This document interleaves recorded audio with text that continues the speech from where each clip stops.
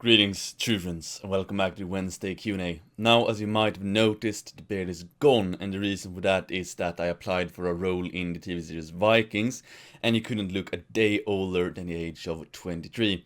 So to optimize my chances, I shaved the beard. Now, they got back to me and said I was too muscular to fit into the narrative. So, that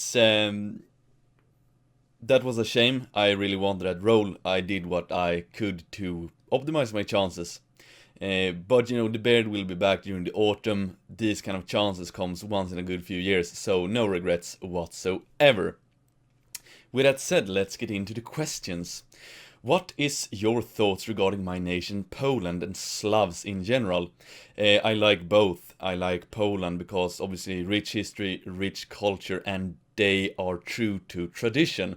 They are not as brainwashed and feminized as Swedes, for example.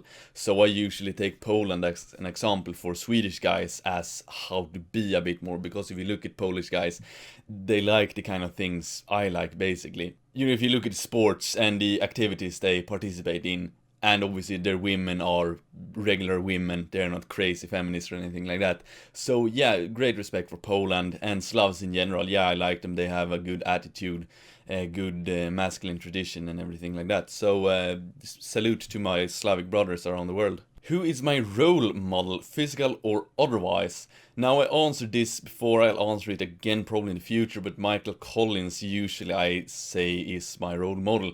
Now, obviously there are a lot of ancient heroes like Leonidas and Themistocles who has, done great deeds, and a lot of Swedish heroes as well, Gustav Vasa, Carolus Rex, taking the fight to the enemy, being aggressive and defending Sweden. However, Michael Collins is, I can relate more to him, going up against the biggest empire in the world, against all odds and succeeding. So that is more relatable to our situation today. So I'm actually gonna say Michael Collins right there. As of physical role models, Gerard Butler in 300 was always my goal, physique to strive for. And then in general, just an ancient demigod or hero like the 19th century pictures of Thor or a Greek statue or what have you. So that kind of aesthetics. From my main man Josef Edebol, greetings. What's the worst choice I've made? Now, I've made some pretty poor choices in my life, but no very detrimental one. But if I have to, biggest mistake or worst decision or what I regret most is basically that I didn't start developing myself earlier.